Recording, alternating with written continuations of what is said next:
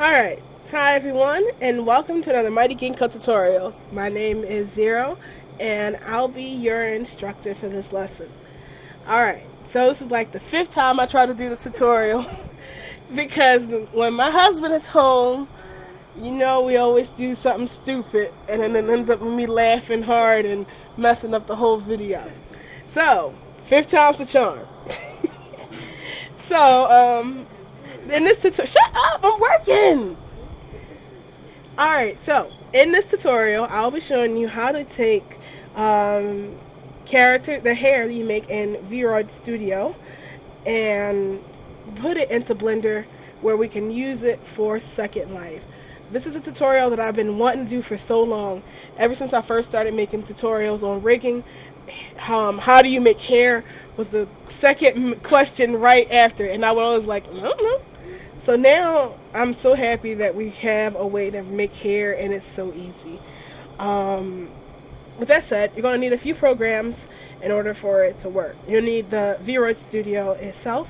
This program is constantly updating because it's in beta.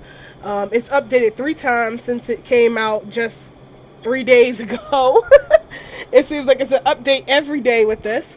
So this method may not even be worth it in the end, like the same in a week or so, because they may have put in all the stuff that they said that they were going to add in, like the additional format and ponytail extenders, all the rest of that jazz. So just take this so you can play with it now, and then when they update it, I'll probably make another tutorial to follow because I keep adding stuff in it. You gotta know that there is currently no English version for it.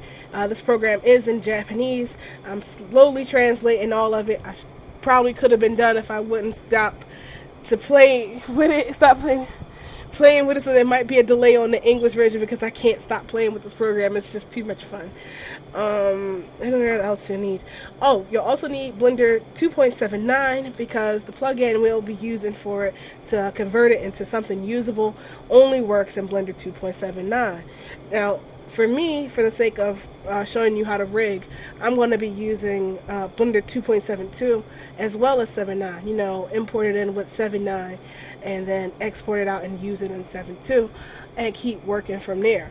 You could just stay in 7.9 and do your rigging if you want to. I just personally find it easier to, rig in 7.2 because that's my playground. So, I guess with all that disclaimering done,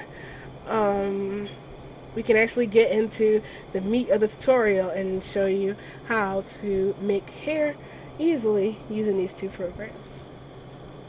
Oh yeah, all the stuff is in the description, so download it first and don't ask me, where's the download for this? Because it's in the description. Damn.